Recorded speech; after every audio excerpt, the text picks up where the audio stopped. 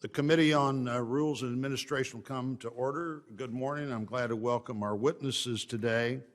This is a hearing that I think is appropriate in its timing as we look toward the rest of the year. There's 104 days until the general election. There are still a few primary elections to be held around the country. State and local officials, however, began preparation for this fall's election long before now.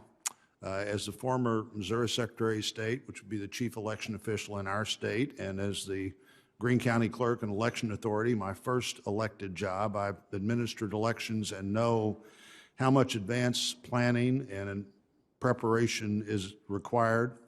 I know that the limited resources available often are not up to what needs to be done, particularly in a year like this. I also know that election officials prepare for natural disasters and other eventualities as a matter of course. There are lots of what will we do if questions that election officials address before every election, and sometimes they have to move forward on the what will we do if because something happens. This year, with COVID-19, with the pandemic, I think it's taken the pressures and challenges of the election to a new level. Already limited resources must have to be put to use, not just to ensure the safety and security of our democracy, but to ensure the health and safety of individual voters and election workers. Elections during the pandemic are not unprecedented. We had midterm elections, I'm told, that were conducted during the 2018 flu pandemic. And more recently in 2009, a handful of states held off-year elections during the H1N1 flu pandemic. It was unexpected, just like the situations we're dealing with now would have been unexpected a year ago. Since the March 13th declaration of a national emergency, election officials and state officials around the country have addressed the pandemic by postponing elections, by expanding early and absentee voting programs, by reallocating or relocating polling places away from places where individuals at risk are, by working with health officials to ensure that polling places are properly cleaned and sanitized and that the appropriate personal protective equipment's available at polling places and ballot processing facilities. Election officials have also recruited additional election workers, implemented other programs like curbside voting that would help make voting less of a health risk. Election officials have done all of this on top of the continuing efforts to ensure that this country's elections are secure from malicious actors who seek to attack voting infrastructure and spread disinformation. All of these elections and all of these actions have been taken to ensure that every voter can cast their ballot safely and securely in this year's elections. That's something that everyone here can agree on. Voters in this country must be able to cast a ballot safely and securely without putting their health at risk, both this fall in the general election and the remaining primary elections leading up to the general. Those are principles that hopefully we all agree with. To that end, Congress has provided funds to election officials to assist with administrating elections during the pandemic. On top of the $805 million that Congress previously provided for election security, $400 million was appropriated specifically to assist with pandemic-related election expenses in the CARES Act. This money was provided without any federal policy mandates, in keeping with really almost 250 years of our history of state-run elections. Today, I look forward to hearing how much money is going to be needed in terms of additional financial assistance, and also hearing how the money that's already been provided by the federal government has been used. We are fortunate today to have four great witnesses join us. Two of them are here with us. Two are joining us from their offices, and we look forward to both your testimony and the questions, and I'm honored to recognize my good friend Senator Klobuchar for her opening remarks. Well, thank you very much, Senator Blunt. Thank you, Mr. Chairman, for holding this important hearing. It couldn't come at a more crucial time. And thank you to our public officials and leaders who are here today and the thousands of people that actually wrote us about this hearing who want to be able to vote, and they want to be able to vote safely. Today we are in the midst of an unprecedented pandemic, and we have already seen examples of chaos and disenfranchisement that happened when this pandemic came upon us. The Wisconsin primary will forever be etched in the minds of those that saw the images of voters standing in line in mass and garbage bags in the rain just to exercise their right to vote. According to local health officials, nearly 70 people, voters and poll workers, contracted coronavirus as a result of them simply going to the polls. I had a Vietnam vet write me and said, I put my life on the line for our country, and now is my choice to not be able to vote or to sacrifice my health. I have a pre-existing condition. I think we're all here because we understand this is not a partisan issue. This virus can hit Democrats, Republicans, independents, people of any party, and people of any party also want to vote. So let's look at solutions. For the primary, 12 out of 16 states that require an excuse to vote by mail changed their rules, which is great, to allow all voters to cast ballots by mail, including red states, including states like Indiana, West Virginia, Kentucky, South Carolina, Alabama, and Missouri. And just this week, Alabama announced it will allow anyone concerned about the virus to vote by mail. 12 states also mailed absentee ballot applications to registered voters, including states like New York and Connecticut, states like Iowa and Michigan, and states like Nebraska and West Virginia.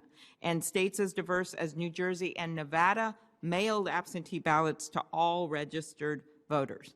These decisions weren't made on a partisan basis. Both Republican and Democratic local officials across the country took these actions to protect voters.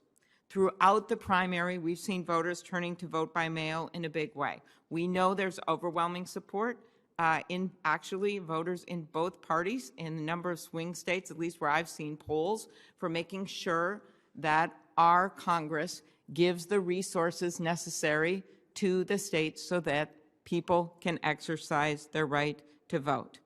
And I just want to keep pointing out the support that we've seen for money and help from Republican leaders across our country.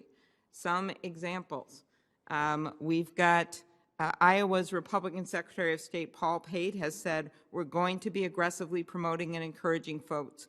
Please vote by mail through the absentee process. Washington's Republican Secretary of State Kim Wyman has been advocating for the expansion of voting by mail during the pandemic. We have seen Florida's primary, 57% of Republicans mailed their ballot compared to only 41% of Democrats. 96% of voters in Maryland's Republican primary voted by mail. The Republican Party in Florida sent out a mailer encouraging voters to request an absentee ballot. It has an image of a tweet from the president that begins, "Absentee ballots are fine. A person has to go through a process to get and use them." But then it blurs out the rest of the tweet where the president goes on to attack voting by mail. I wanted to bring that up, not because I want to be partisan, but because I think it's really important for people to understand how untrue these allegations are about voting by mail. Mitt Romney has stood up and said he is proud that his state has such a high percentage of voting by mail. In the words of Ohio's Republican Secretary of State, it is irresponsible, whether it's a Republican or Democrat, for people to create a sense incorrectly in the minds of voters that they can't trust their election. As the New York Times editorial board noted, Oregon has sent out more than 100 million mail-in ballots since 2000 and has documented only about a dozen cases of proven fraud. Rounded to the seventh decimal point, that is 0.0000001% of all votes cast. That's my first point. My second point is that states need help. Mr. Chairman, as part of the CARES Act, I was pleased to be able to work with you and Senator Leahy, Coons, Shelby, Kennedy, and others to secure the $400 million in funding to make our elections resilient. We know that is not enough. For Georgia's June primary, election officials spent over $8 million of the $10.9 million the state received from the CARES Act. That's in a primary. And New York has spent nearly all of its funding. By the way, New York had a rate of voting by mail of only 5%. Think about that changeover when I know the Secretary of State's knowing that in many states over 50% of people are voting by mail. Kentucky, Ohio, and Wisconsin election officials have reported they have spent the majority of their funding already. We know that it's not just the funding we need. The bill that I have authored with Senator Wyden puts in some minimum standards. I know not everyone here is a fan of them, but I think this idea that we could just say to people, hey, you can keep the polls open for 20 days, similar to the version that passed in the HEROES Act in the House. We're not going to have any requirements. You have to have a notary to be able to go out and get your absentee ballot. And I am really pleased that state officials have taken this on, but not every state official has. And I think we should have some minimum standards in place. Beyond that, I know one thing that there is some widespread agreement on between Democrats and Republicans is that we need the funding in this HEROES Act to help people vote. I would rather be putting ballots in a mailbox than people in the hospital. That's a choice we have for so many voters, and that's why you see overwhelming support for getting funding, and something I believe that we can get done on a bipartisan basis. Funding for not just the vote by mail and the postage and the envelopes, which we're seeing just an increase we never thought possible during this pandemic, but also for keeping polls open early and for making sure that we're training workers at the polls who don't have pre-existing conditions, who aren't seniors, who aren't putting themselves in a vulnerable position by working at the polls. And with that, Mr. Chairman, thank you so much for your leadership and for being willing to have this hearing. Well, thank you, Senator Klobuchar. Let's go to our witnesses. I'd first ask Senator Alexandra to introduce our witness from Tennessee. Thank you, Mr. Chairman. And Mr. Chairman, in Tennessee, we take our secretaries of state seriously. We've had some good ones, and Trey Hargett, certainly one of the very best. He was elected our 37th Secretary of State more than 10 years ago, reelected in 2013 and 17. He's recognized by his peers. He's an influential member of the National Association of Secretaries of States. He's vice president of the Southern Region, a member of the association's executive committee. He's led a massive overhaul of our state department's technological abilities, and including online voter registration and a Go Vote Tennessee mobile app. When he's not working on elections, he's working on libraries. He's been an avid promoter and architect of our Tennessee State Library and Archives and its new facilities at Bicentennial Mall. He's been in the House of Representatives. He was twice elected Republican leader. He's one of our most distinguished citizens. I'm proud to welcome to the committee Trey Hargett. Thank you, Senator Alexander. Senator Capito, we've got a witness from West Virginia for you to introduce. Yes, thank you, Mr. Chairman. And I'm really pleased to introduce my friend, our Secretary of State, West Virginia's Mac Warner. Mac lives in Morgantown, but he's a native of Charleston, West Virginia. He's a graduate of the United States Military Academy, as are several of his brothers, and more than a few of his children as well. But he also is an attorney graduating from the West Virginia College of Law. He has a Master's of Law degree also from the University of Virginia and the Army Judge Advocate General School. He served 23 years in the United States Army, serving on 4 continents, and has served for 5 years as for the Department of State in Afghanistan for 5 years. He was sworn in as our 30th Secretary of State, which is in charge of our election process. He's a tireless advocate for election security and making it easier for our deployed military personnel to be able to vote in our state's elections. He did have difficult election. The governor pushed the date back by a month this primary election, but Secretary Warner handled it and his staff handled it with great success, changed some of the protocols, and everything seemed to work out pretty smoothly. So congratulations to him.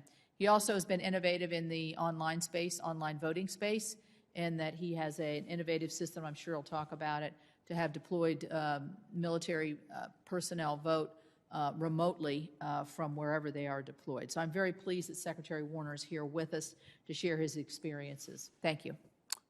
Thank you, Senator. And from Missouri, we have Rick Stream, the Director of Elections in St. Louis County. It's our biggest single jurisdiction with 750,000 registered voters. The county has over 1 million people in the county. Mr. Stream was in the legislature for several years, was in the Navy for a career before that, and has been the Director of Elections since 2017. And Senator Klobuchar, I think you're going to introduce our fourth panelist today. Thank you. I'm proud to have with us today Ms. Kristen Clark. She serves as the President and Executive Director of the National Lawyers Committee for Civil Rights under law. Throughout her career, she has focused on work that seeks to strengthen democracy by combating discrimination faced by African Americans and other communities of color. She spent several years at the NAACP Legal Defense and Educational Fund. Prior to joining the Legal Defense Fund, she worked in the Department of Justice's Civil Rights Division, where she served as a federal prosecutor in the criminal section of the division. She has received her AB from Harvard University and her JD from Columbia Law School, and we're honored to have her here today.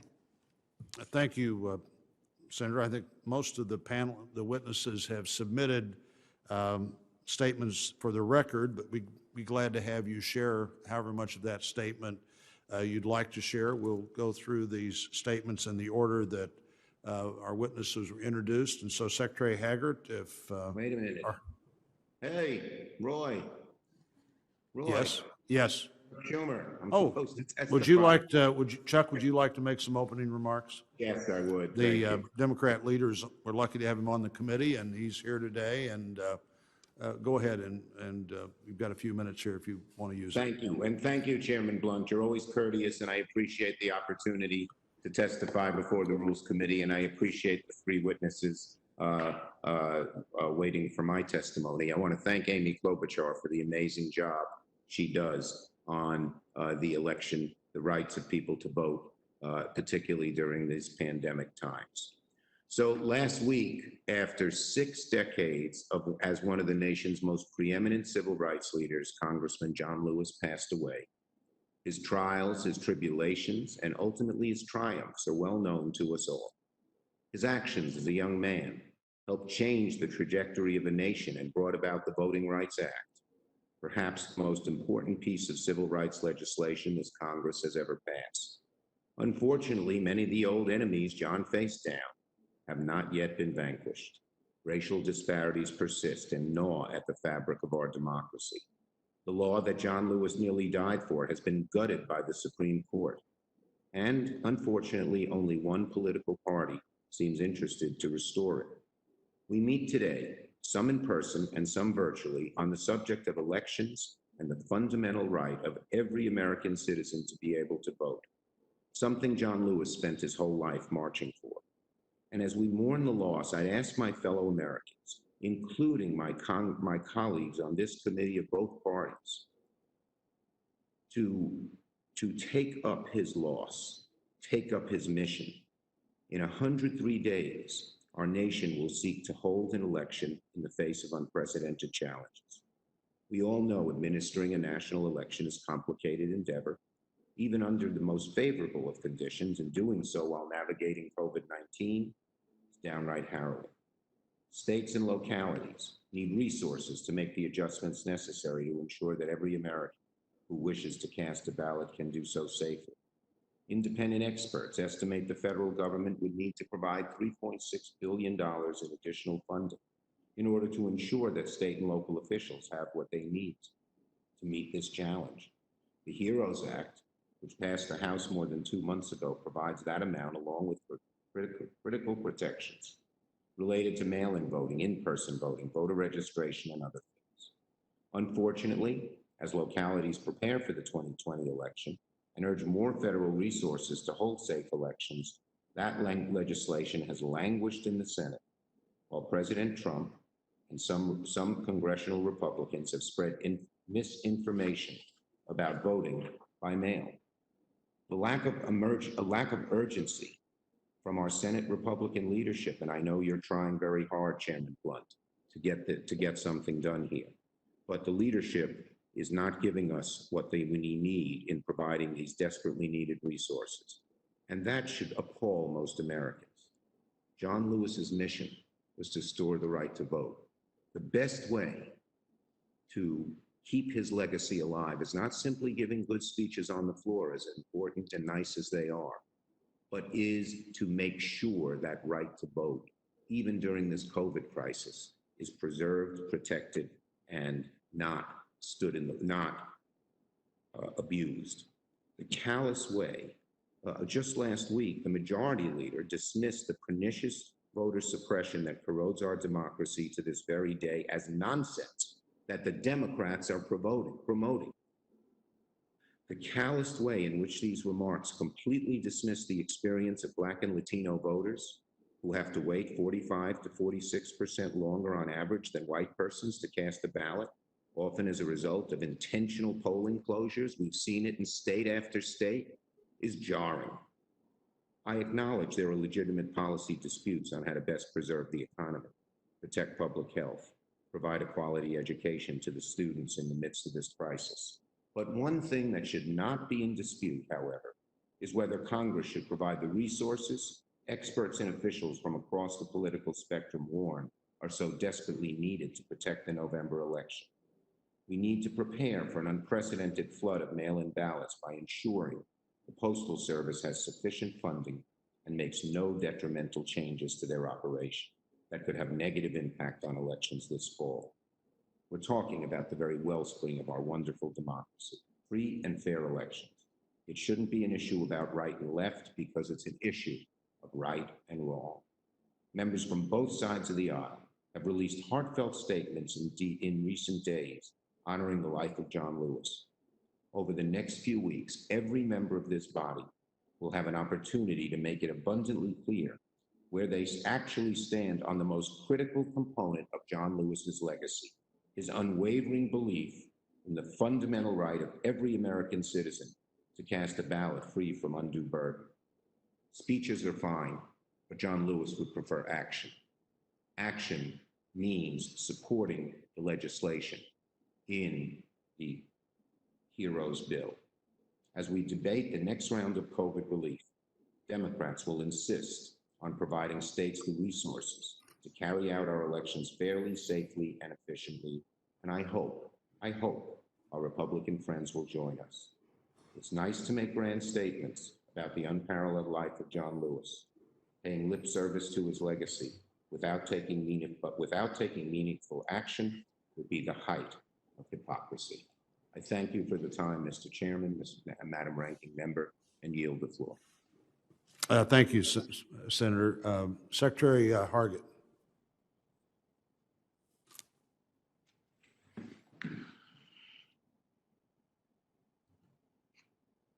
Colleagues are in my prayers during this challenging time for our nation and our world, and I'm indeed grateful for your service. While I don't speak for each Secretary of State or chief election official in our country, I express our appreciation for the election-specific appropriation from the CARES Act. In Tennessee, these dollars have been instrumental in providing for additional ballot scanning equipment, larger ballot boxes, absentee envelopes, hand sanitizer, PPE, poll worker recruitment, and public outreach. Tennessee is also one of the fortunate states that was able to meet the necessary match requirement for these funds. I would humbly ask if there is an additional round of money appropriated for election administration for the upcoming election, that those funds not have a match requirement and also be free of additional federal mandates requiring states to change the manner and method of casting of votes. I have confidence that each of you cares deeply about the ability of our states to conduct elections, and I hope you will continue to respect each state's authority to conduct elections in a manner that has or will work in their respective states. It would not be appropriate, nor do we need to federalize the administration of our elections. What works in Tennessee may not work in Colorado, Oregon, or Missouri, and vice versa. We must continue to understand that one size does not fit all when it comes to elections. I'm sure you're interested in learning about our preparations to conduct the current and upcoming elections during COVID-19. In mid-March, we began working to purchase necessary items such as absentee ballot envelopes that we anticipated could be subject to supply chain issues, and we set up working groups of local and state election officials, along with private industry partners, to develop our COVID-19 election contingency plan. We also had health experts review the plan and participate in statewide training calls. The result was a detailed 85-page election plan that thought through every possible step of the election process, including how to reduce the touch points in the election process, sanitization of polling sites, increasing the size and number of early voting polling sites, as well as their hours of operation, and recruitment of additional poll officials. The health and safety of poll officials and Tennessee voters has been of utmost importance to us through our planning process. Our Be a Patriot, Become a Poll Official campaign yielded over 3,100 new poll officials, which shouldn't come as a surprise given Tennessee's recognition as a volunteer state. Specifically, our new poll officials will help us fill the gap of poll officials who may not want to work during this election cycle this year. Building a new bench of new poll officials will also help in the future, since our average poll worker is over 65 years of age. We have put an emphasis on recruiting 16 and 17-year-olds this year. We believe this will encourage our young people to be civically engaged for the rest of their lives. There's been a lot of conversation nationally about mail-in ballots. While over a period of years and decades, some states have moved to a system of mailing ballots to each registered voter, most states have continued to primarily utilize in-person voting to conduct their elections. Prior to a recent court ruling, which is under appeal, more than a third of Tennessee's registered voters were eligible to request and cast an absentee ballot under one of 14 different excuses provided by Tennessee law. Tennesseans love to cast a ballot in person. Historically, over 98% of Tennessee voters cast a ballot during Tennessee's robust early voting period or on election day. During the average presidential election, over 60% of the votes will have already been cast during early voting. Tennessee is a state that has built our election infrastructure around our voters' habits of voting in person. Last Friday, our early voting period began, and I traveled to 10 counties to observe early voting, as well as how our counties were meeting the challenge of administering elections during the current pandemic. Voters are coming to their voting sites with confidence and enthusiasm to vote in these elections. And without fail, they lauded the precautions and efforts made by our state and local election officials to ensure the health and safety of our voters and poll officials. Additionally, when it comes to mail-in ballots, we can mail out ballots in a timely fashion, and voters can return them at what they deem as timely to ensure they're returned by Election Day. However, we have no control over the operations of the United States Postal Service. Each election year, without fail, counties mail ballots that are never returned or that are received weeks after Election Day. Now, recent reports of operational issues with the United States Postal Service cause an even greater erosion in confidence in the ballots cast by mail. Whether it's a timely delivery of these ballots, the dumping of ballots in the lobby of apartment complexes in New Jersey, a voter registration application being sent to a cat in Georgia, or the recent ballot harvesting issues in North Carolina, and even Tennessee, where a voter's absentee ballot was mailed to her on the day she passed away, and somehow the ballot was returned. It remains true that the most secure and private way to cast a ballot is through in-person voting. In the state court system in Tennessee, advocates for by-mail voting persuaded the court that voting safeguards existed under current Tennessee law should help prevent voter fraud. Interestingly enough, in federal court, advocates for by-mail voting are asking the federal court to weaken the same safeguards that advocates in the state court cite as being effective safeguards. Also, the emphasis in the U.S. Senate and the current administration placed on security and preparedness has yielded dividends. As most of you are aware, the morning of our presidential preference primary in March, devastating tornadoes struck downtown Nashville and Davidson County, along with the neighboring counties of Wilson and Putnam.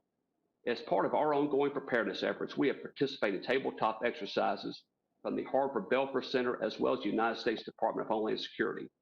Our state election officials have taken this practice and conducted similar exercises with our local election officials. The practice of a tornado striking a polling place came to real life for us in Tennessee. I'm happy to give more detail or answer any questions you may have regarding our response to these natural disasters. In closing, thank you for your support, and please continue to respect each state's authorities to administer elections in the manner and method that their states deem best to ensure the integrity, participation, and confidence in our elections. Thank you, Mr. Chairman. Thank you, Mr. Secretary. Secretary Warner. Chairman, members, and staff, thank you for inviting me to testify about West Virginia's very successful primary election. We were so successful because we learned from others, had constant communications, and we provided options. We learned from other states that poll worker recruitment was critical. Uniformity is helpful. Absentee ballot are necessary but challenging.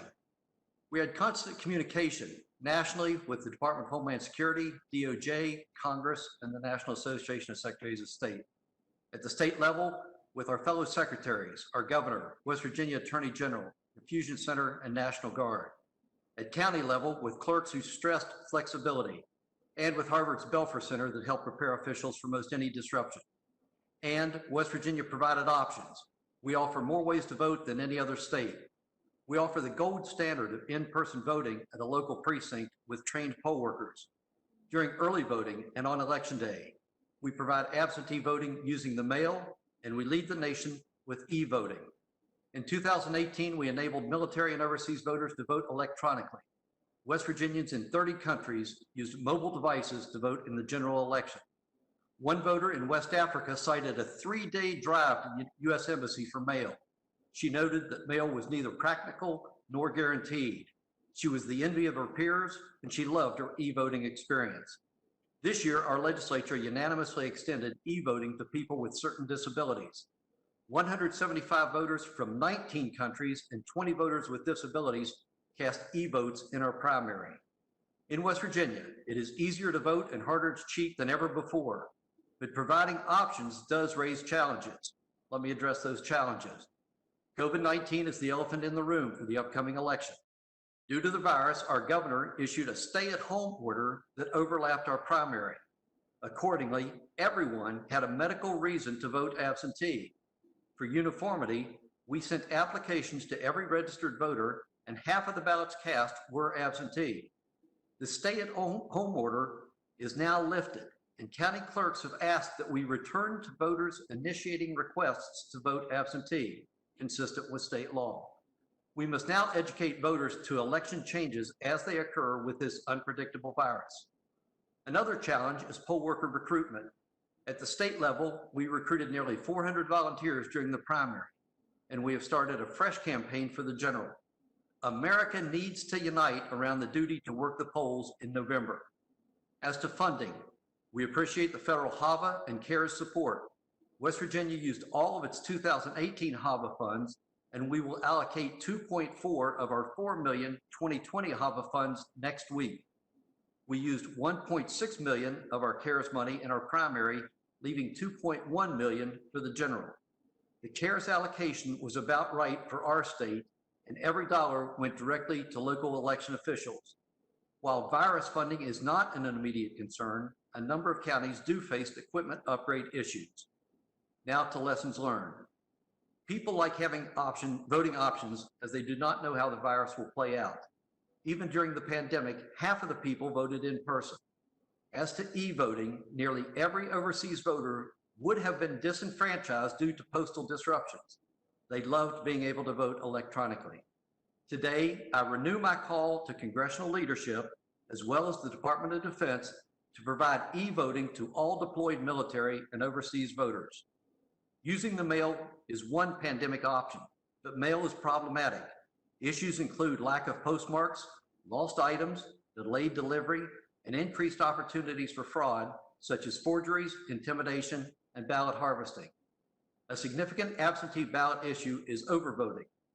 One county had 1,017 overvotes, resulting in those votes not counting. That would not have been possible with electronic marking devices and in-person voting. Next, initiate anti-fraud task forces as soon as possible. When issues arose, our task force with the U.S. Attorney, FBI, state police, and West Virginia Attorney General was extremely effective. Finally, flexibility. County clerks recommended and our governor issued executive orders that provided much needed flexibility such as giving clerks more than 24 hours to mail absentee ballots. I provided flexibility by allowing early poll worker training, COVID-19 as a reason to vote absentee, early processing of absentee ballots, clerks to change polling locations, and reduced number of poll workers. Flexibility enabled clerks to use common sense based on manpower, equipment, and timing restrictions. In conclusion, West Virginia showed that we as a nation can hold a safe and accessible election during the pandemic. Extensive voter education is necessary as people must be informed of deadlines, processed, and to correctly mark ballots. They must also understand that absentee ballots delay results reporting. In West Virginia, we covered our bases. We had numerous voting options. Officials had flexibility to operate within the law, and polls were accessible. We got it right, and we did it safely. West Virginia did not have a single reported case of COVID-19 due to in-person voting. This concludes my briefings, and West Virginia stands ready to share our story and answer questions at the appropriate time. Thank you. Thank you, Mr. Secretary. Ms. Stream. Good morning, Senators. It is an honor to be here this morning. Thank you, Senator Blunt, for inviting me to testify. I'm happy to be here because the St. Louis County Board of Elections is proud of the work we have accomplished, providing secure, accurate, and fair elections during this unprecedented time. The St. Louis County Board of Elections, as well as all 116 election authorities in the state of Missouri, is governed by state statute. St. Louis County staffing is bipartisan, with equal members of both major parties working side by side to ensure accurate, efficient, and fair elections. The board is governed by 4 commissioners, 2 of each party, nominated by the governor and confirmed by the state Senate. 2 bipartisan directors run the day-to-day operations.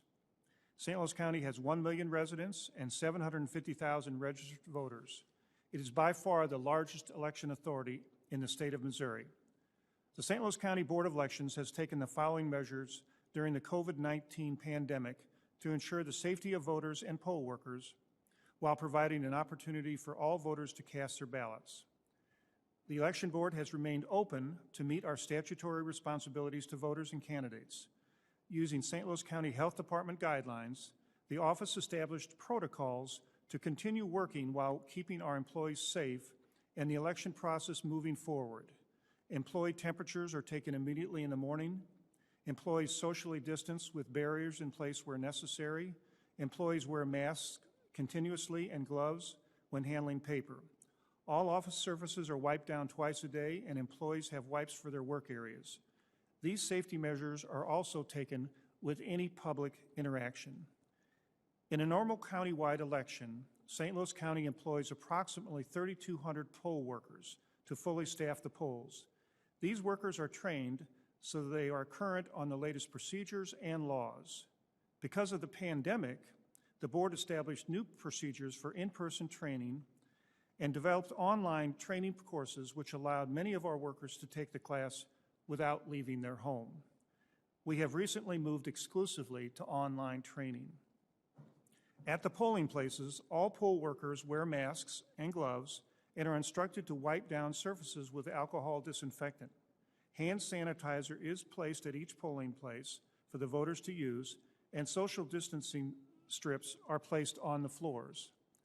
Because of the hesitancy of poll workers to work, 71% of our poll workers are over the age of 60, and numerous cancellations of private polling places, the board reduced the number of polling locations for the June election to 160 from the March 10th presidential preference primary level of 360.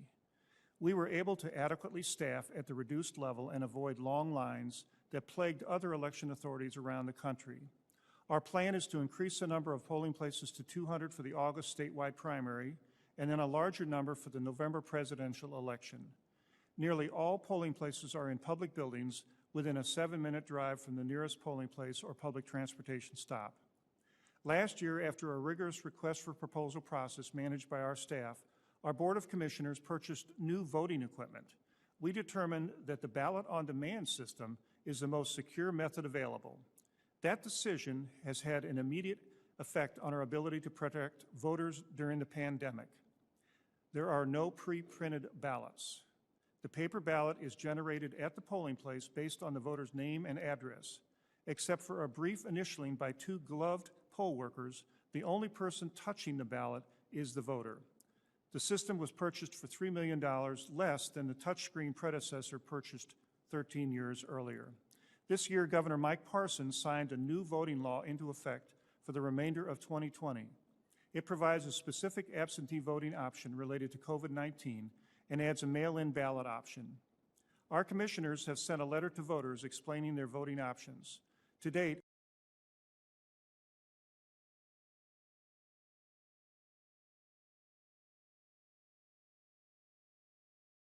the state and county have plummeted. Additional federal help might be necessary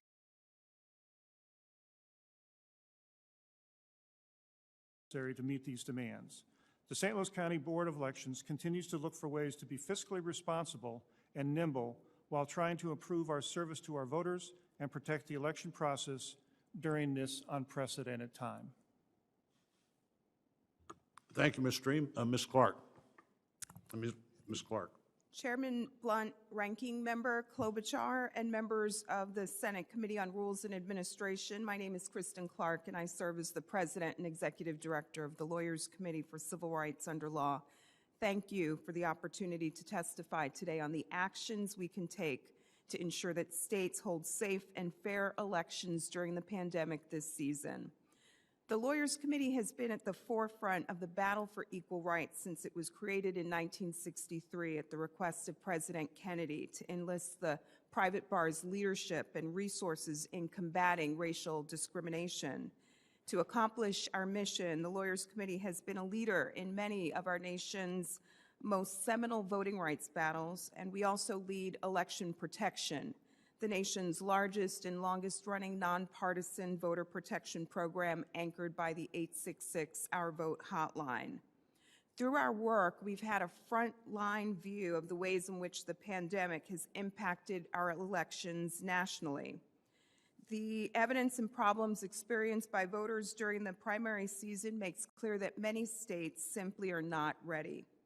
Long lines in Wisconsin and Georgia, poll site closures across Pennsylvania and Kentucky, confusion regarding the rules for accessing absentee ballots in Ohio, poll worker shortages in Florida, Texas, and Illinois. As we brace for historically high levels of participation this November, I urge this committee and Congress to provide the $3.6 billion in funding that the states and our local communities desperately need to be able to safely and effectively administer elections for the duration of the year. It's critical that Congress also set certain minimum baseline protections for voters across the country for November, including at least 2 weeks for early voting, no excuse absentee voting, and safe, secure, and accessible voting options on Election Day.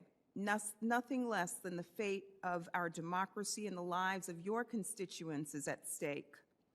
We've been sounding the alarm about the dangers to voters, poll workers in our communities throughout the primary season, as many states either fail to adequately respond to the threat of COVID or lack the resources to appropriately respond.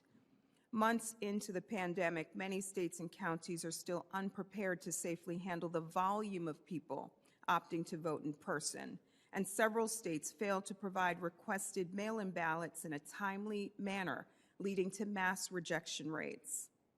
Voters of color, our senior citizens, people with disabilities, Native Americans, and first-time voters are disproportionately disenfranchised by our nation's collective failure to fully confront the challenges posed by COVID. For people forced to vote under conditions that don't comply with public health guidelines, there are real risks to their health and the health of their families. No one should ever have to choose between their health and their ability to exercise their right to vote. The $400 million allocated in the CARES Act was an important first step, but it's a fraction of what's truly needed. As COVID rates continue to spike, the changes facing election officials continue to intensify. Even if those funds don't reach states and localities until August or September, states will be able to immediately put those funds to use to hire poll workers, purchase PPE and cleaning equipment, print mail-in ballots, procure postage, and conduct voter education and outreach. Ensuring access to the ballot during a pandemic is a common sense principle that enjoys bipartisan support. The Lawyers Committee and our partners have heard from officials on their efforts this season. Governors from both parties have expanded access to vote by mail to all people in states as diverse as New Hampshire, Maryland, Alabama, and Ohio. And during the past few months, governors, secretaries of state, and election officials have learned from states like Colorado, Washington, Utah, and Hawaii, where elections have largely been conducted by mail prior to the pandemic. Expanding voting by mail and in person is achievable and critical for our democracy. States simply need the support from Congress to do it. I want to close by remembering your colleague and our nation's hero, Congressman John Lewis. Congressman Lewis devoted his life to fighting for the right to vote. He continued that all the way through his final months of his life, presiding over the House vote to restore the Voting Rights Act in December. In his words, to make it hard, to make it difficult, almost impossible for people to cast a vote is not in keeping with the democratic process. It's my hope that Congress will restore the Voting Rights Act, our most important federal civil rights law, and carry forth the legacy of Congressman Lewis by taking action now to ensure access to the ballot for all Americans during the pandemic. During one of our nation's gravest crises, I urge you to provide the $3.6 billion in funding needed for states and localities to get it right and to ensure that every voter has access to vote by mail and at least 2 weeks of early voting this season. Thank you. Thank you, Ms. Clark. Appreciate the members that have attended. We've had members here, a number of members here, others virtually attending. Let's try to limit our questions to 5-minute rounds, and we'll have as many rounds as we have time to before those votes start at right after noon, and maybe even into that space if needed. Mr. Stream, you said the governor had signed new legislation. I have really 2 questions there. What were some of the new things that legislation did in our state? And 2, were those laws in effect for the spring elections that were held a little late in June, or are they going into effect for the first time in the August elections? Yes, the governor did sign that law into a bill into a law. It did not take effect for the June election, which was actually the April general municipal elections, which were postponed until June. But it does take effect for the statewide primary, which occurs in less than 2 weeks now. And of course, for November, it will be in effect too. What the new law does is it expands the options for voting absentee. It adds a COVID-related option there. And what that does is it's for people who have contracted or are at risk of contracting COVID. It allows them to vote absentee. And there are categories within that. If you meet any one of these, you are considered to be at risk, so you can vote in this way, absentee in this way. You have to be at least 65, live in a long-term care facility, have a serious heart condition, have chronic lung disease or asthma, or immunocompromised, chronic kidney disease or on dialysis, have liver disease or diabetes. And for this particular way to vote, absentee, you do not need to have ballot notarized. Most of the other reasons that we have in Missouri for voting absentee, you do have to have it notarized. There's one other option there that we have had for a long time. If you're incapacitated due to illness or disability, or you're caring for somebody who's incapacitated due to illness or disability, then you do not need to get your absentee ballot notarized. For all the other reasons, absence on election day, employment by election authority, you do have to get it notarized. The other part of that bill that became a law was the mail-in ballot option. And this is open to any voter, not just people who may feel threatened by COVID or anything like that. This is open to any voter. It's a mail-in ballot. It must be requested in person or in writing to the election board, and the ballot must be returned by mail, and that ballot must be notarized. So those are the main differences that were incorporated in this new. When would you have to receive that ballot to count it? You have to receive the ballot to count it by 7 p.m. on Election Day.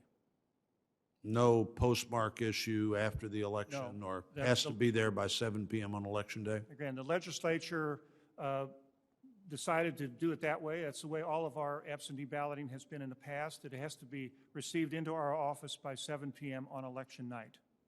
And did you see any postal concerns in the June election? Are you having any concerns about how the post office will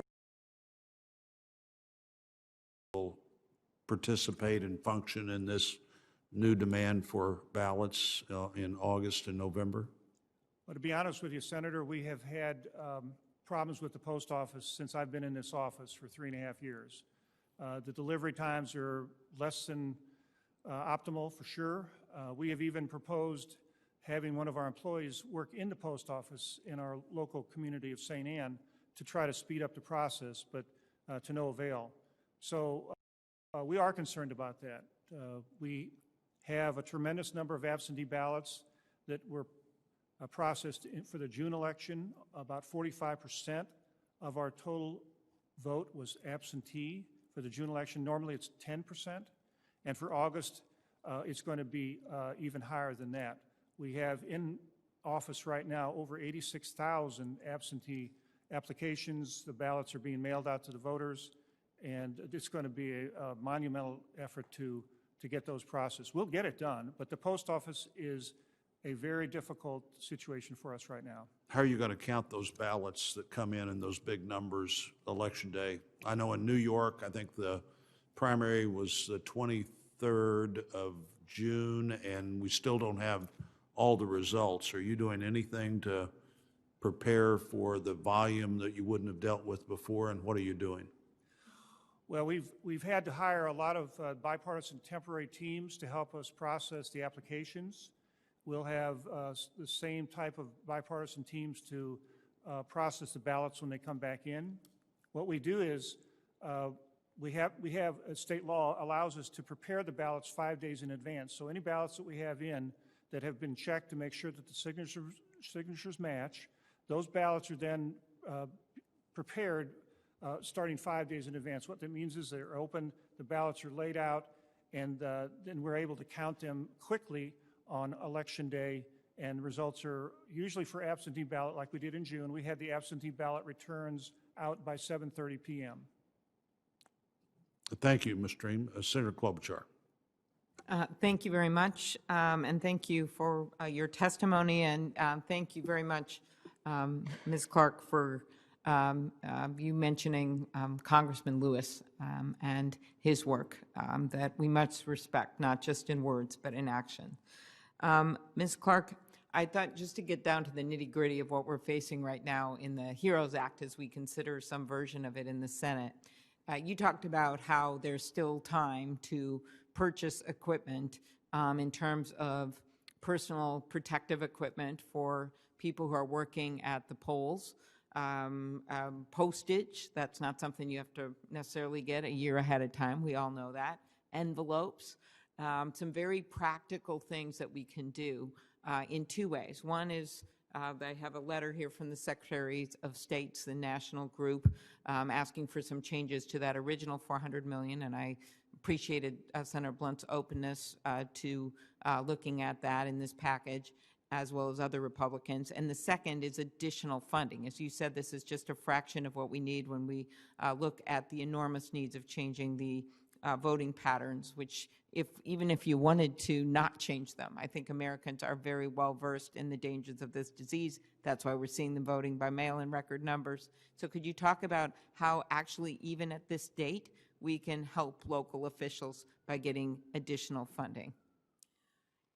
Thank you, Senator, for that question. We've been engaging with election officials across the country, and many of them are expressing grave concern about their dire budget situations. We know that the country's experiencing an economic downturn, that states are wrestling with high unemployment rates and more. And so adequate funding to meet the needs that states did not anticipate here has been critical and a concern that we're hearing broadly from the officials that we've engaged with. Mm-hmm. And again, thank you, Mr. Stream.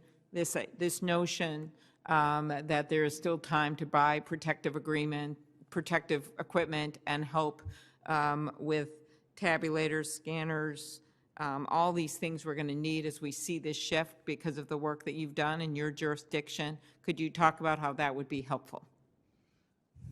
Yeah, thank you, Senator. Due to the actions of our Board of Commissioners, they directed our directors to go out and purchase PPE very early in the game, not only to protect the employees in the office, but the poll workers. So we on our own, we went out and purchased a lot of that equipment before CARES was passed. We hope to be reimbursed for that, but we know that we needed to make sure that our polling places were safe for the voters to come into and for the poll workers to work in. So that's why we purchased all of that equipment ahead of time. I appreciate that, but it appears that the position of the National Secretary of State's Association is they do want to get some additional money because of the problems with state budgets across the country for voting. Would that be fair? Oh, I can only speak for St. Louis County. Okay. I don't want to speak for anybody else, but as the chairman knows, that in Missouri, counties are responsible for paying for the election operations in their county. So St. Louis County government is responsible for paying for our election costs. And we all know that the counties and the states are suffering badly. So I think that it would be a correct statement to say that they need additional financial help. Thank you. I appreciate that. Ms. Clark, do you want to add to your statement just how this has affected communities of color across the country? The pandemic, of course, we know in general, but also in particular the voting and the need to keep polling places open earlier and the like so that everyone has the right to vote. Yep, thank you, Senator. Georgia provided a powerful example of the way that the pandemic has upended our elections and had a particularly stark impact on African Americans and people of color in particular. Georgia is a state that has been hard hit by the pandemic. However, African Americans are dying and getting infected at disproportionately higher rates. This primary in Georgia, during the primary election, we saw long lines in several counties that were the result of malfunctioning poll equipment, insufficient numbers of poll workers, and many voters who did not receive their absentee ballots in time, in part because the state secured an out-of-state vendor that produced a number of errors. We had to go to court to get poll hours extended. But no doubt this is a season where we should be mindful of the pandemic's disproportionate impact on people of color, which makes it all the more critical that we work to get it right and ensure access for all Americans this season. Thank you very much. And then just in closing on my questions, Mr. Chairman, I mentioned ahead of the hearing we have had thousands of Americans write to us asking Congress to provide resources to states to make it safe to vote. One letter is signed by more than 1,000 public health officials and medical professionals and doctors. Others are from bipartisan groups of election officials, as I mentioned, who are asking for more funding and to remove the 20% match from the original money in the CARES Act funding. Disability groups and groups devoted to protecting voting rights for minority populations have also written. I ask unanimous consent that we enter these letters on the record. Without objection. Senator Alexander. Thanks, Mr. Chairman and Ranking Member Klobuchar. Secretary Hargett, welcome. Let me talk to you about Tennessee and how easy it is for voters or not to cast ballots. You've, in your time, made it easier to register to vote online. But Tennessee has 3 weeks of early voting, and now we've gotten into a pattern, as you mentioned in your statement, about a lot of us do vote early. I found this year the absentee voting opportunity pretty simple to follow, and it was pretty, the ballots were available early, and I mailed mine in early. So since the election, our August primary voting started last Friday in person, What are you seeing in terms of lines, safety, ease of voting? Are both Democrats and Republicans, so far as you can tell, having an opportunity to vote? Are they waiting in long lines? Is the turnout higher than usual? What are you seeing in terms of absentee ballots and early voting so far this election? Well, thank you, Senator Alexander. And I'd be remiss if I didn't begin by thanking you for your fantastic service to the state of Tennessee and our great nation through your exemplary career. Thank you. So we have done a lot. We look at online voter registration. We now have crossed about 850,000 transactions of people who either registered to vote online, updated their voter registration online. Also, a voter app that allows people to know where the nearest early voting site is, what their election day voting site is, to be able to see a sample ballot. So when they walk into the polls, it's not the first time they've seen their unique ballot.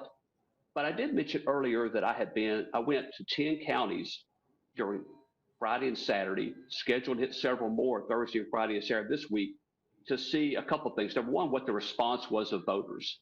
And number two, and I should say 1A probably, is what is the response for our poll workers themselves? Are we adhering to the protocols? Are we taking the necessary safeguards?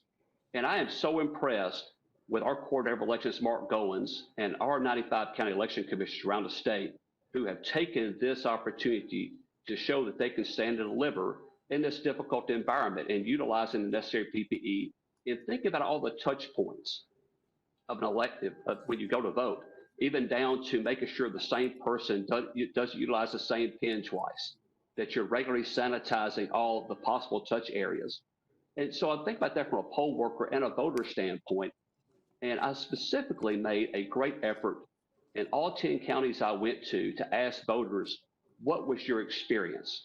Were you concerned? Do you feel like that this was a safe place to be? Is there anything you would do different?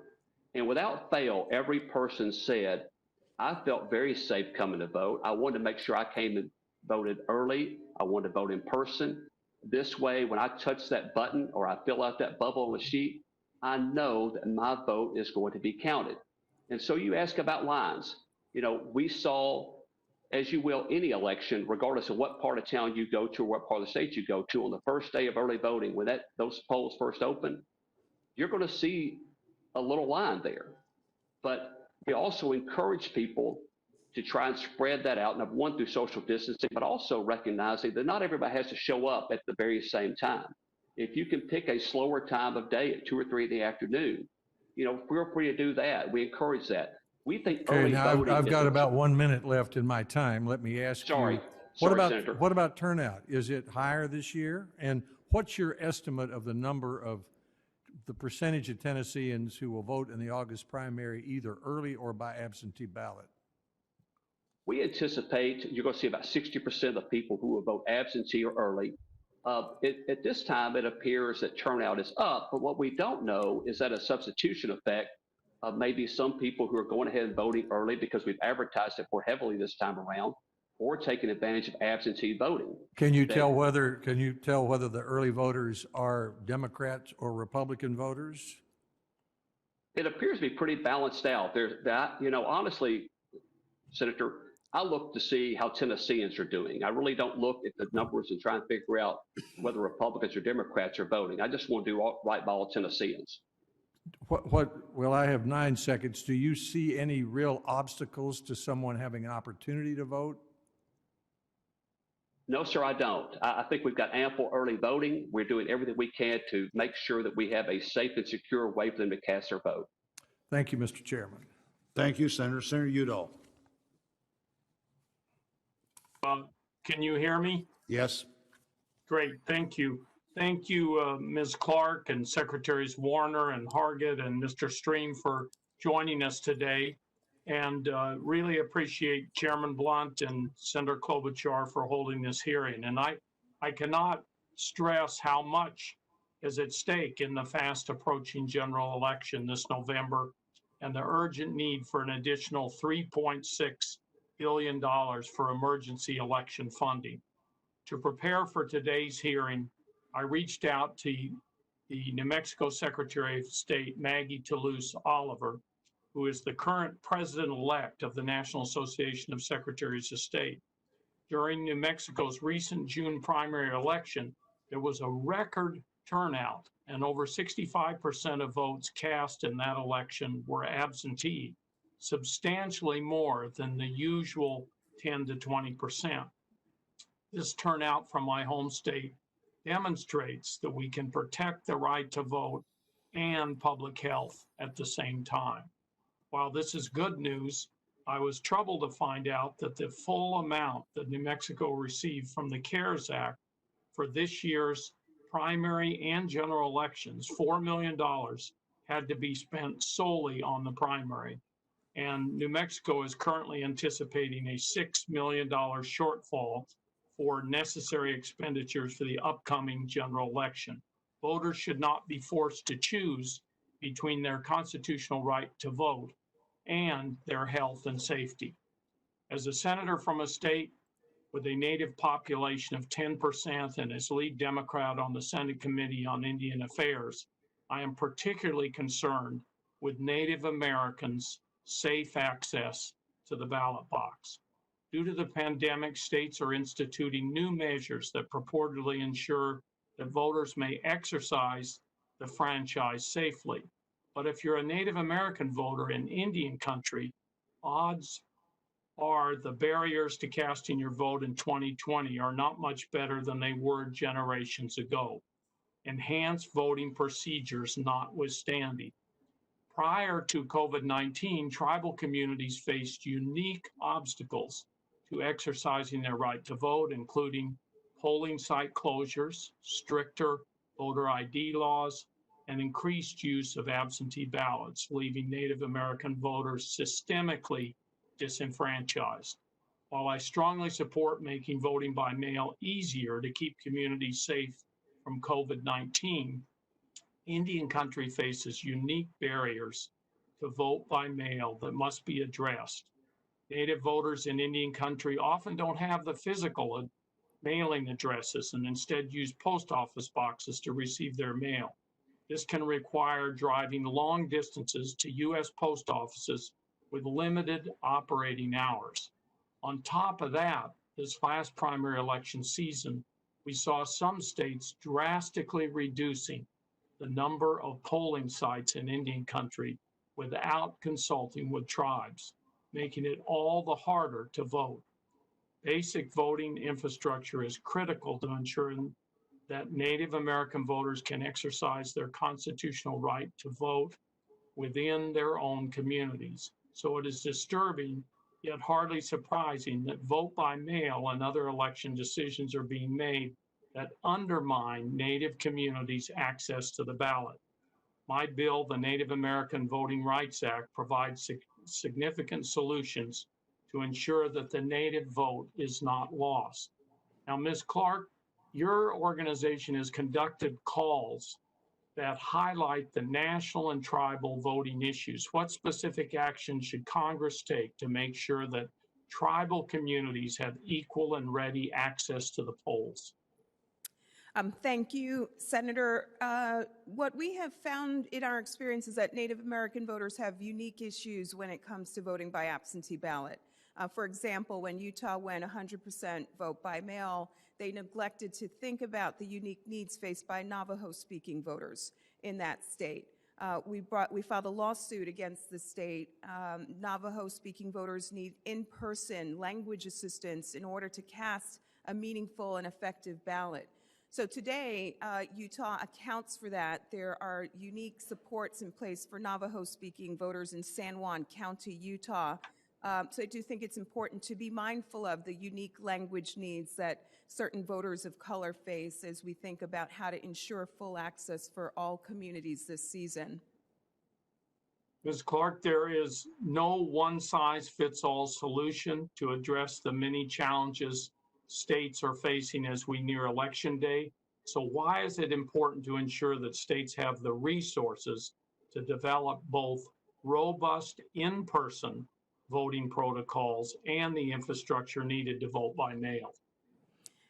This is a unique season where everyone faces unprecedented obstacles. We think that there are three avenues that we need to provide. We need to provide effective open access to absentee ballots. We need to provide early voting opportunities to ease the strain that officials would otherwise face on Election Day. And we need to provide meaningful, accessible, safe, and secure in-person voting opportunities on Election Day itself. That, I think, is the formula to success for November. Thank you, Thank you so much. Thank you, Mr. Chairman. Thank you, Chairman Blunt. thank you, Senator. If you have other questions, we'll have another opportunity in a little bit. Senator Capito. Thank you, Mr. Chairman. Thank all of you for being here. Secretary Warner from West Virginia, I want to thank you for being here today. I'm going to go straight to the funding question because you brought this up in your opening statement, that West Virginia had received HAVA money and then CARES money for the primary, and you said you had money left for the general. We've heard a lot about lack of resources, lack of dollars. It seems like West Virginia has had enough to meet the challenge to make sure that we get the three parameters that Ms. Clark's laid out: early voting, access to remote voting or absentee, and also a safe voting place. Can you speak to the funding aspects, Secretary Warner? I sure can. Again, I think that Congress has gotten it about right for the state of West Virginia. With the CARES Act, we used less than half of that for the primary. We still have over $2 million to use for the general. It's going to do us just about right. We've polled the clerks, talked to the clerks in person, and with a survey, we're in good shape for the CARES component. This is the virus component of the upcoming election. We do still have some counties that could use funding in the HAVA arena. We're in the process of going through that right now. This next week, we end our 30-day period for the counties to submit applications. We expect at the end of that, just over half of that HAVA 2020 funding will be used, and then we will reopen that after the November election. Just understand how much work these clerks have to do, and we didn't want to overload them and try to push for people to spend that HAVA 2020 money just to be spending it. We want to do it appropriately, and we're using this election period to determine what is the proper use for that fund. Do you think, let me ask a question Senator Alexander asked of his Secretary of State. Do you see any obstacles in our state of West Virginia that somebody couldn't have fair access to the ballot, to voting in this general election upcoming? None whatsoever. We have all the options, and they all are important. It's important for the voter to determine what's the best way for them to cast their ballot. And there have been there's no disenfranchisement. Everybody has access, whether it's absentee voting by mail, in person, early on Election Day, or in those slight cases with the electronic voting. Those people are very excited about that opportunity as well. Okay, let me ask you about the HAVA money, because when I'm on appropriations, that was my subcommittee several years ago. I think we put, I might have the number, national number, kind of in the general facility of over 300 million. I think maybe the next year, 400, 500. Do you hold the HAVA money at the state, or do you have to keep applying at the federal level to the Federal Election Commission to get that money? Is that an ongoing process? And to your understanding, is there still money at the federal level that has yet to be dispersed? Each state was given an allocation. There was a minimum allocation, $3 to $4 million range. That's where West Virginia hit. All that money does go directly to the counties. We administer that through a HAVA board that reviews the applications to make sure appropriateness and to spread it across the state. Just it isn't a first come, first serve, although we take those applications on a first come, first serve, but we want to make sure that all the counties do have an opportunity. So the counties apply to you for the HAVA money from your That's allocation? Correct. Yes, that's correct. That's correct. Let me ask the Secretary of State of Tennessee on your funding issues. Are you finding yourself way underfunded to be able to have a safe and fair election in 2020, or how do you anticipate your financial situation in terms of meeting this challenge?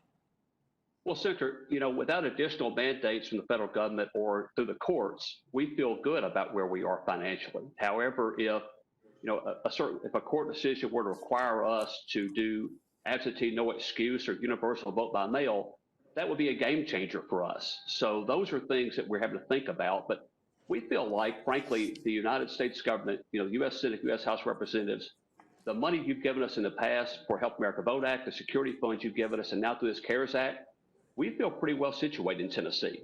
Thank you. Secretary Warner, you mentioned that we had quite a turnout, I think, in our primary in June that was pushed for a month. A lot of that, half of that, I believe, was by absentee voter. I mean, do you anticipate that in the general, again, for the convenience factor? I think we're going to have this pretty much the same turnout as we've had in previous elections in the 55–60% turnout range for the general election. Primary, we were in the 35 to 40% range, which is what we've had typically.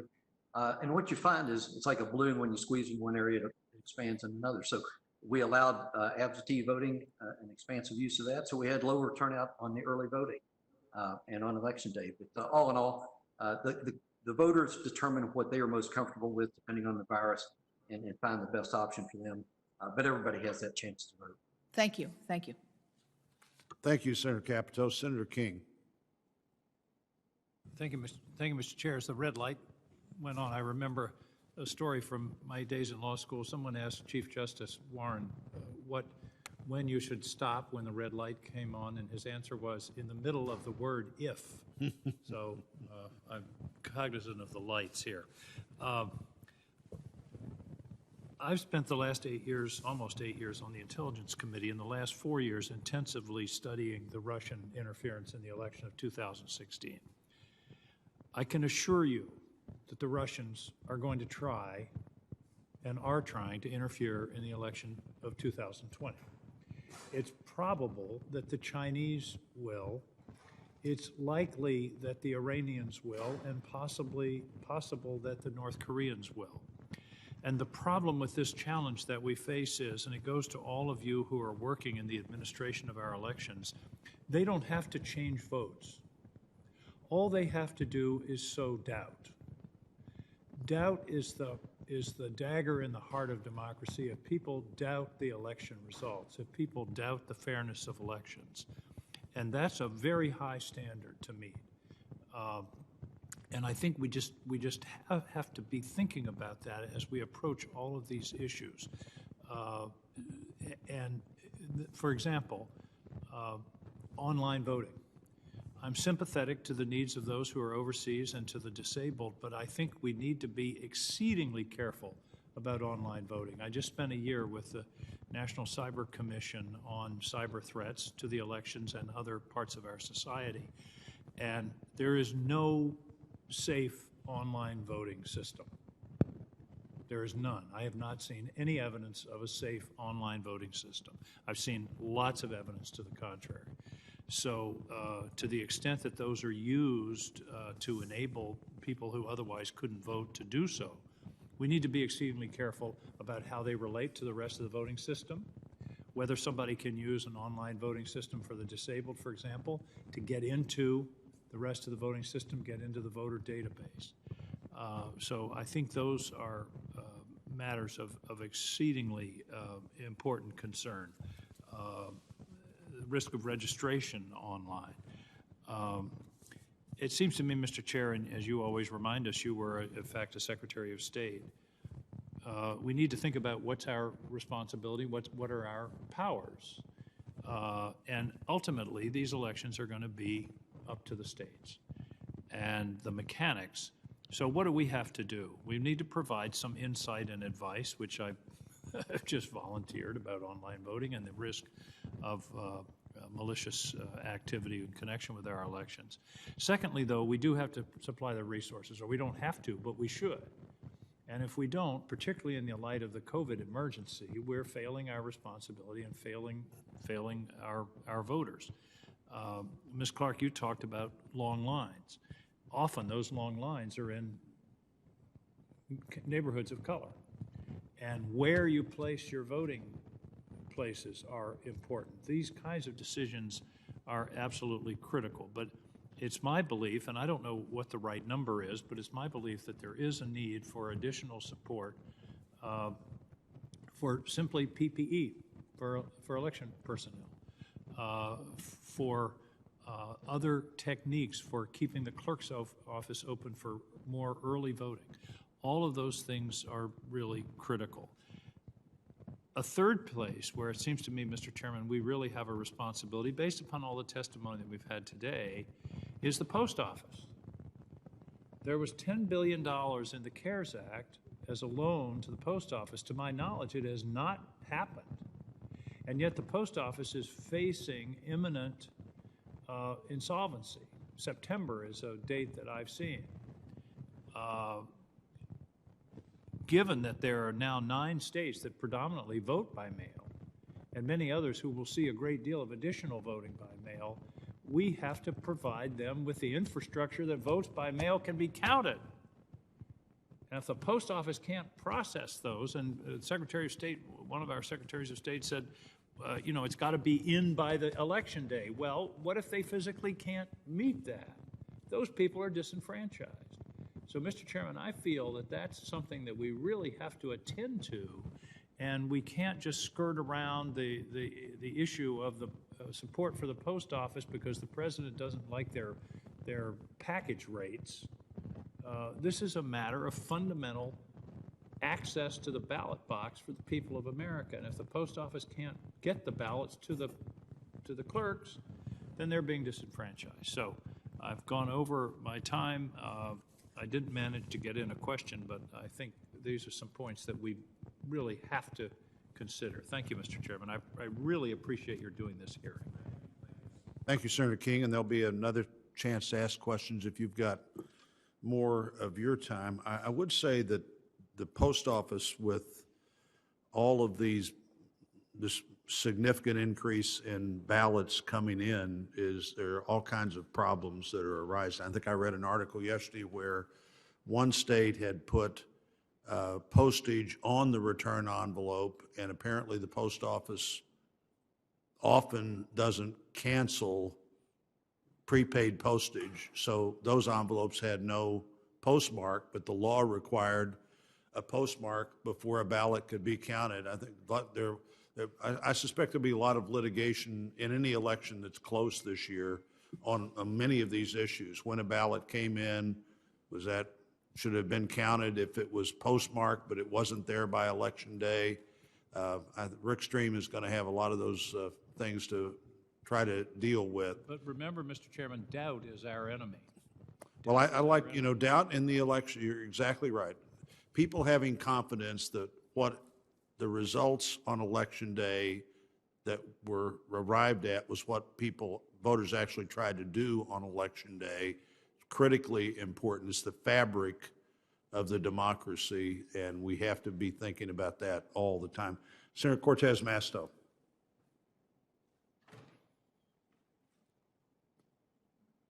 Still on, yeah, there you go. I am here. Yes, thank you. Let me just say also, I'd like to emphasize how important it will be for my home state of Nevada, for us here in Congress to include the $3.6 billion for emergency election funding in the upcoming coronavirus package that we are negotiating now. You know, Nevada has been so hard hit by this pandemic and is facing a terrible budget shortfall. So are many states across the country. That's why I also believe we need to waive the 20% funding match requirement that was included in the CARES Act election funds and provide that additional funding to our state and local governments so they can ensure that the upcoming election is safe and accessible. I will say this is not a partisan issue. I know this is what secretaries of state on both sides of the aisle are asking for, including Nevada's Secretary of State, Barbara Sagaski. So I hope we can all work together to get this done. I do want to jump back to a conversation, Ms. Clark, regarding the concern about access to the polls. There are many people that you talked about earlier, and I think it was with Senator Udall, that sometimes there's a language barrier, sometimes individuals need help. So can you talk a little bit about why, yes, I believe mail-in ballots are going to be key this election cycle. We want to keep people safe, but give them the opportunity to also cast their votes and make them count. But we also know there are people that sometimes need to show up in person. So can you talk a little bit about why we should still also have some form of in-person voting and for individuals that might need to show up in person? Yeah, thank you, Senator, for that question. What we have found this season is that for some people, the experience, the opportunity of voting in person is incredibly important. There are people who are willing to sadly endure those long lines on Election Day, even though they shouldn't have to, and many of them really can't afford to because they have jobs to return to or childcare needs that they are juggling. But there are many people who don't want to vote by mail and who want to get out and vote in person during early voting or on Election Day. So again, it's very critical that we provide those 3 avenues for voters to have a full range of options to exercise their voice this season. Thank you. And I know at least, and I've seen in my state as well for many reasons that we've talked about, but there are also people with disabilities that also it is helpful to be able to show up in person as well. Let me ask the secretaries and Mr. Stream, I am curious, do any of your states require notarizations of the signatures for mail-in ballots? Our state does not, Senator. West Virginia does not either. Okay. And Senator, in Missouri, as I mentioned in my earlier answers, for 5 of the 7 categories of absentee voting, notarization is required. And okay, for the so mail, so thank you for that. So my question is, how do you ensure that individuals that may not have access or ability to get to a notary or even the photo ID that may be necessary, how do you still ensure that they have the ability to vote? Let me first ask you that question, and then I'll give you a real life example in my own family. That's why I bring this up. okay, so in St. Louis County, again, the Missouri legislature has passed these laws, and our job is to implement them. We're governed by the state laws. So we have attempted to enlist the support of private citizens, organizations in St. Louis County to provide notarization services readily available to people where they can drive up in their cars and present their identification and have their ballot notarized. Mr. Chairman mentioned curbside voting. We kind of call it curbside notarization, but it's basically the private sector and, again, a lot of citizen interest groups that are banding together to provide notarization for the documents for the categories in the absentee ballot process in Missouri that need a notarization.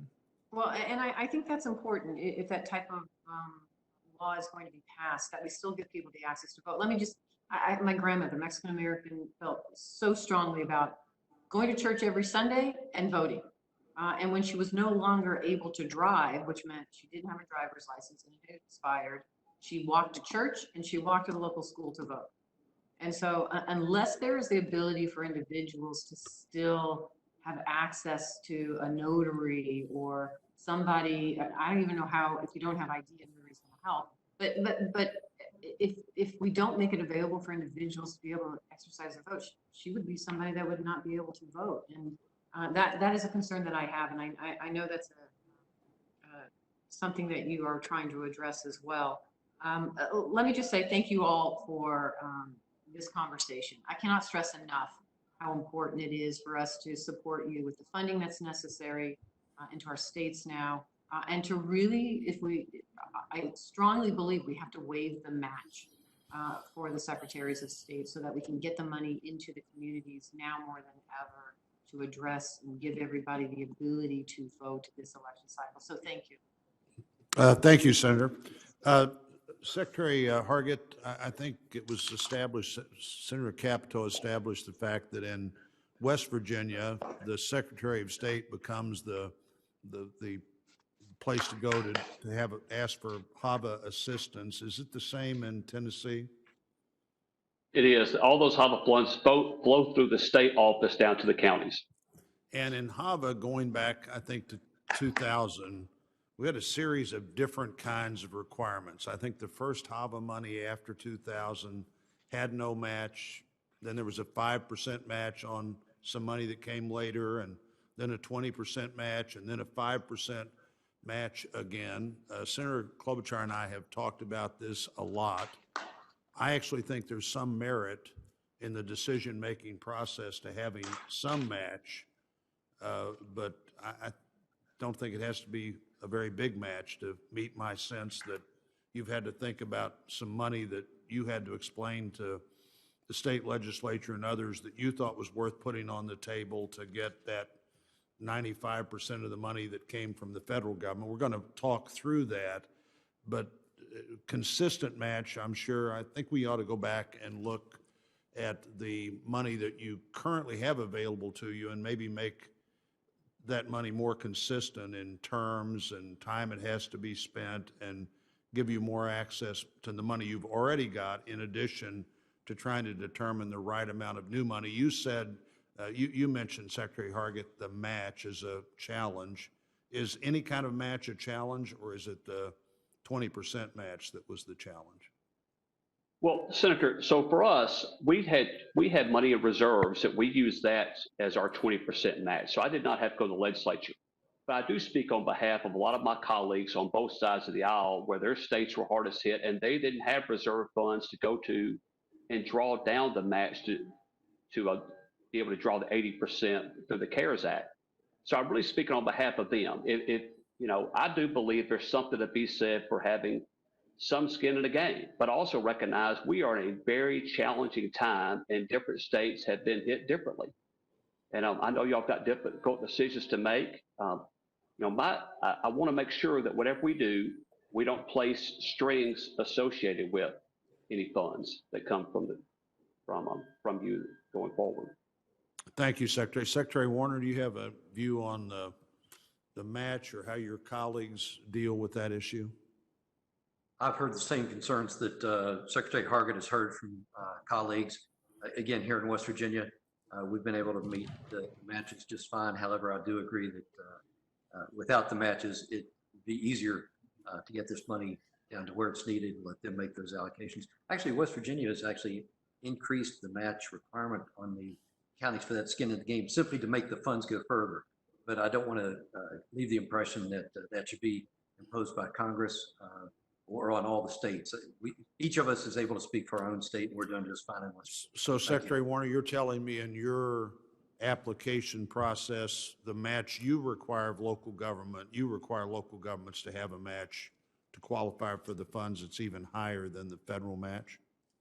That's correct. And again, that was simply to make those funds go further. We didn't know if back in 2018, we were all looking at this Russian meddling and so forth.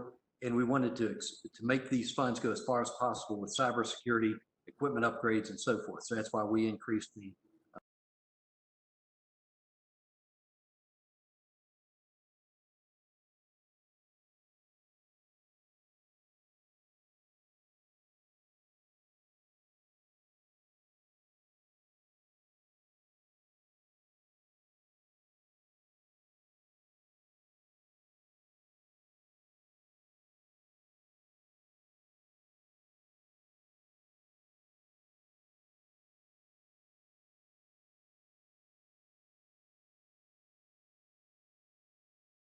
or on all the states.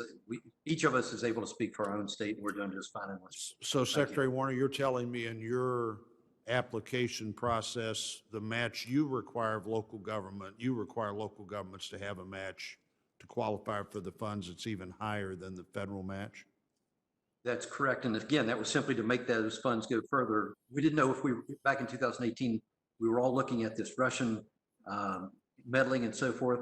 And we wanted to make these funds go as far as possible with cybersecurity, equipment upgrades, and so forth. So that's why we increased the match requirement on the counties. But I don't want to, again, leave you with the impression that that should be done by Congress. I like the idea of not having a match requirement by Congress. We can handle that at the state level. Thank you. Ms. Clark, where was the $3.6 billion? How was that number arrived at? So thank you, Senator. The Brennan Center has helped to break down how that money would support states. $1.4 billion would be needed to enhance vote by mail in the way that it's implemented. by supporting ballot printing, postage cost, drop boxes, electronic absentee ballot request processing systems, ballot tracking, staffing to handle the volume of ballots being requested, enhanced technology, processing, and scanners. $271 million would be used to support in-person voting measures. So that's staffing polling sites and measures to ensure social distancing, compliance, et cetera. $252 million would go towards supporting voter education in states. There are many people who are navigating absentee voting for the very first time and need help and instruction to get it right. $85.9 million would be used to bolster online voter registration. There are about 10 states in the country that currently offer no online voter registration opportunities. And additional money would be used to support states that are still holding primary elections, runoff elections, et cetera, and help them to prepare and gear up for the November general election. And then just to note, the U.S. Postal Service, I do believe, is an important part of this. There's a request for $89 billion to fully support the U.S. Postal Service, which plays a really central role in our elections in 2020. You said 89, how much? Billion. 89 billion. So if we did that, and the 3.6 billion would be in addition to that. I've got it. Senator Blunt, yeah, just before we move on, I see Senator Leahy has arrived. Senator Durbin had to leave, and I know he'll put his statement on the record, but he asked me to enter two letters onto the record. One is from Senator Harris, and one is from the organization Public Wise, and I asked these letters be included in the record. And I just also wanted to point out, to reiterate Ms. Clark's statement. I've heard some statements about the Postal Service, but in fact, not just for voting, but for other reasons during this pandemic, the Postal Service is more important than ever. And I believe in the HEROES Act, separate and apart from the money for the voting, it included the House passed bill $25 billion for the Postal Service. And the money that Ms. Clark was talking about was included in the $3.6 billion assessment from the Brennan Center, I believe. Well, Thank we've you. been joined by the President Pro Tem Emeritus of the Senate, and Senator Leahy, glad to have you here, and you have some time, 5 minutes for comments or questions, however you want to use it.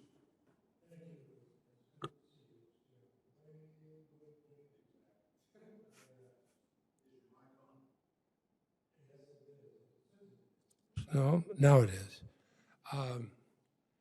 I do have some questions for some of the other witnesses that I want to submit for the record and a statement, other things for the record.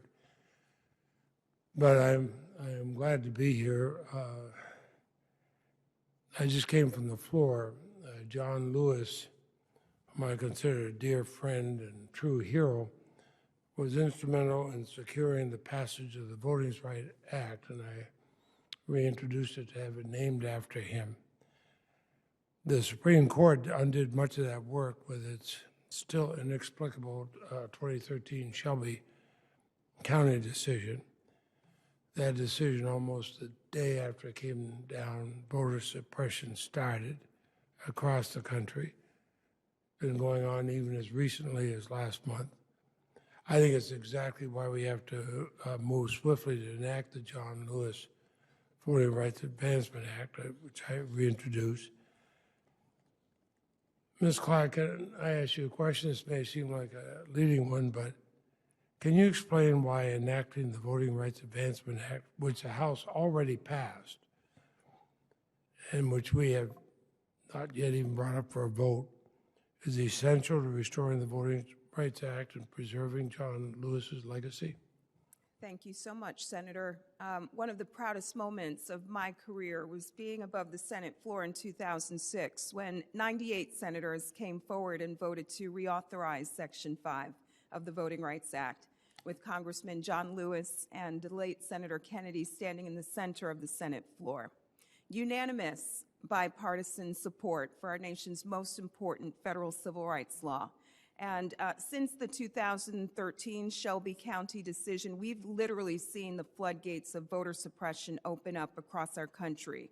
From places like Georgia, Texas, North Carolina, and Florida, we have seen officials racing forward with efforts that make it harder for communities of color to vote. And all of this is compounded by the current pandemic.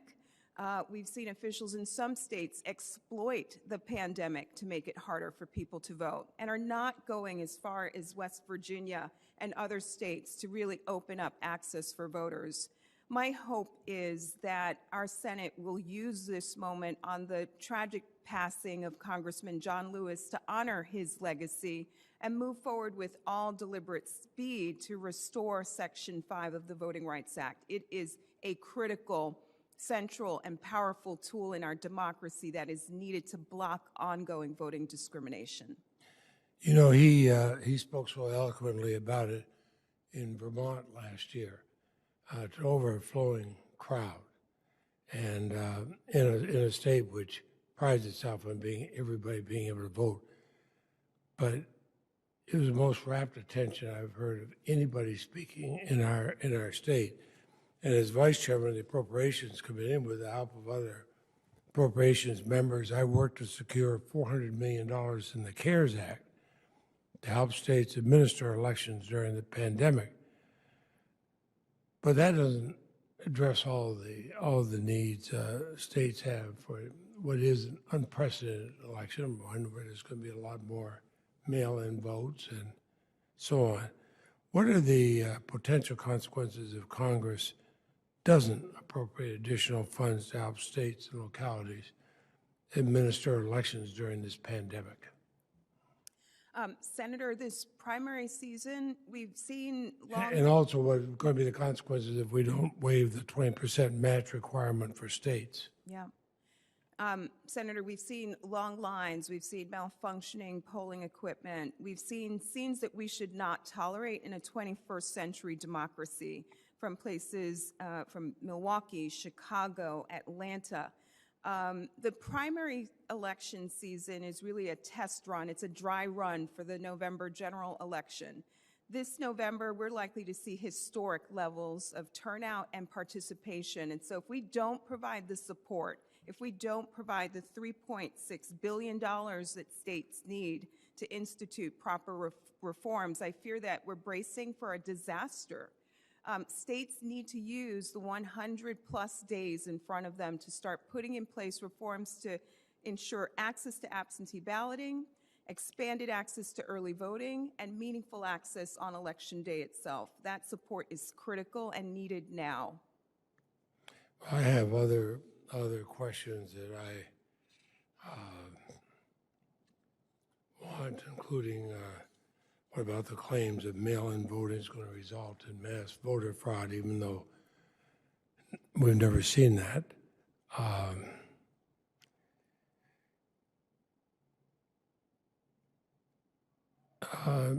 Mr. Chairman, do I have time to ask one more question, Mr. Hargett?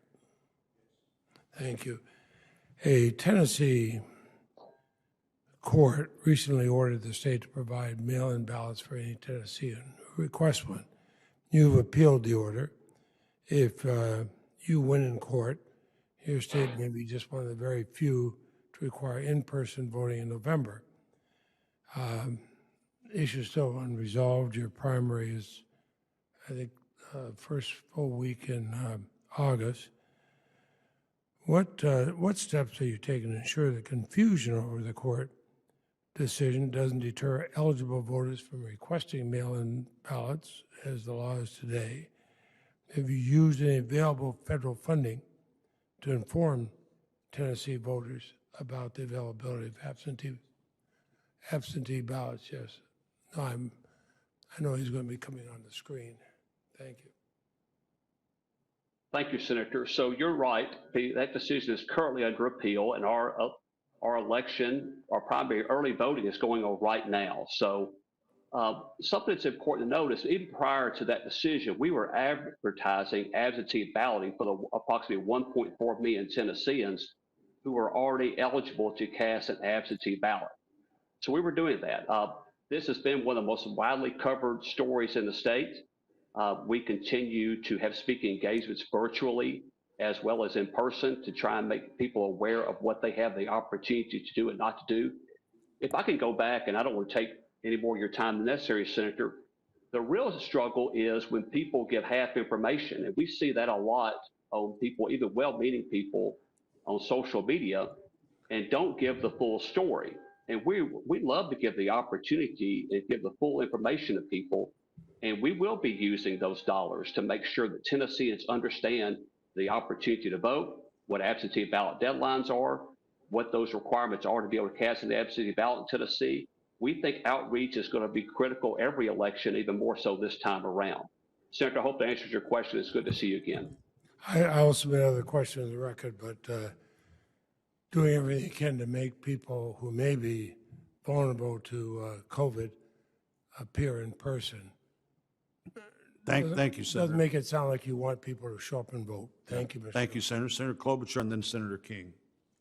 Okay, yes. I want to just follow up what Senator Leahy was asking about, and that is about the situation in Tennessee, Secretary Hargett. And I will point out that both of the secretaries have a 12:30 commitment with the National Association of Secretaries of State, so we got about Okay. 10 more minutes with them. Okay, well, I will keep this down to a few minutes. It shouldn't take that long, but it's pretty important. And that is that Senator Leahy raised the Tennessee Supreme Court ruling to keep the expansion of mail voting in your state, allowing voters under 60 to request a mail ballot due to COVID.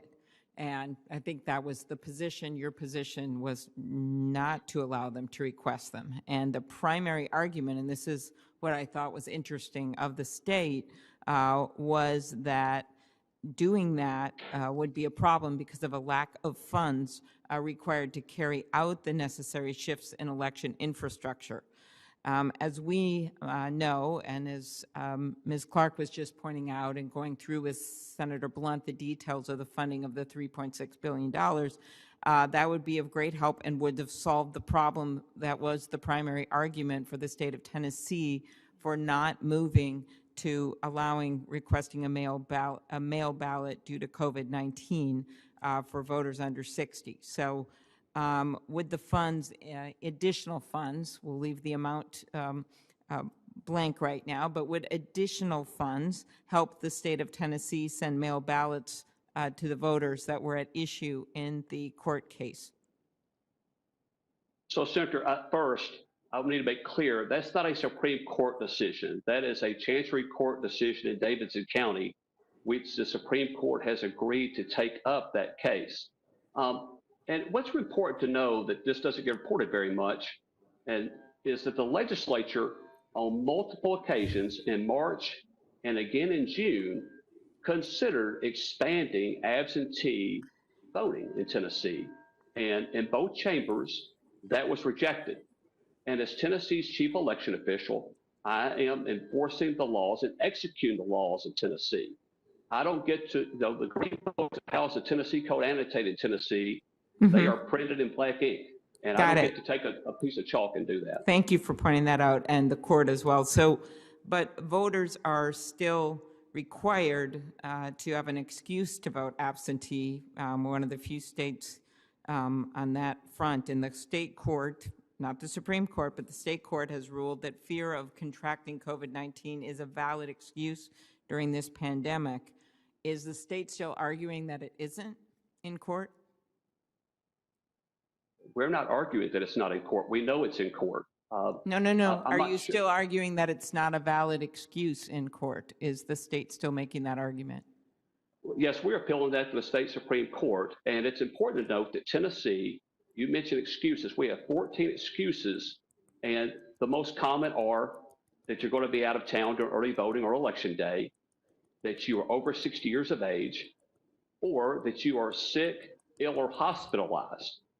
And so sick, ill, or hospitalized is an excuse or a caretaker for yeah, but why wouldn't the sick, state just say that hospitalized. COVID, as many jurisdictions have done that still have these requirements on, why can't the state just say COVID is there, so you don't have to make this argument. You just get the mail-in absentee ballot. Well, ma'am, the policymakers of our great state of Tennessee have made that decision. And they've done that in an overwhelming fashion at least twice in the last 3 months.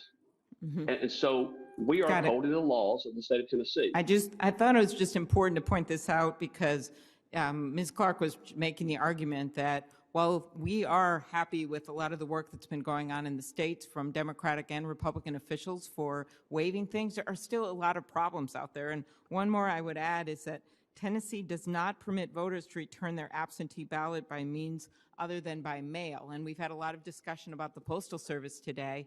So why not provide drop boxes for voters who want to hand deliver their absentee ballots or mail-in ballots to election officials if people aren't sure about the mail? Tennessee is a state that's somewhat unique in that way. You don't even have these drop boxes. Well, frankly, it's an anti-coercion methodology. I mean, if you look at it, if someone knows you've got an absentee ballot and they can say, hey, I'll be glad to take that for you and drop that off for you, they can either they can ask you what you fill that ballot out, or they can not turn it at all for you. We believe it's a great security measure to have someone returning their own ballot by the United States Postal Service. It prevents the type of ballot harvesting that we've seen in some of the other states. Okay, well, I think there are many states, including a lot of red states, that have these drop-off ballot situations that haven't had this kind of problem. Do you have drop-off ballots, Mr. Stream, in your jurisdiction? Yes, we do. Okay, I didn't even know the answer, but I figured you did. Ms. Clark, do you want to comment nationally on this? We've not seen any complaints or problems with drop boxes. They've proven to be an important complement during a season where there are tons of people casting absentee ballots. They complement the limited postal box offices that are available in communities and are just critical to providing access this season. Okay, thank you very much. Senator King? Mr. Hargett, I'm sort of astounded by your testimony. Are you telling me that a citizen of Tennessee who is concerned about the coronavirus, which, by the way, your state is number 11 in the country in cases per 100,000 people, that's not a, quote, excuse? I don't know why you need an excuse to vote. But you're saying that someone can't say, I don't want to stand in line for 2 hours with several hundred other people and protect my health, that's not good enough in your state? Is that what you're telling me, Mr. Hargett? Under Tennessee law, fear of contracting the coronavirus is not an excuse. Well, that's pitiful. Thank you, Mr. Chairman. That's all. All right. Thank you, Senator King. I think that brings us to a conclusion. I want to thank the witnesses for being with us today. Thanks for your time. Thanks for this great information for our committee. Thanks to the members that participated. The record will be open for 1 week from today, and the committee's adjourned.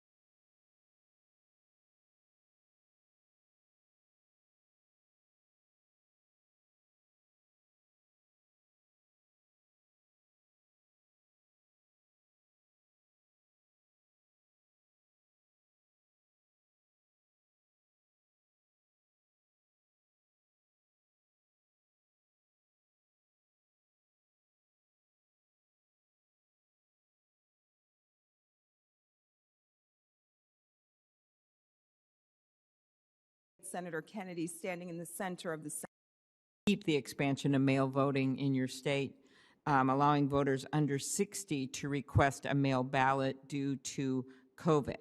And I think that was the position. Your position was not to allow them to request them. And the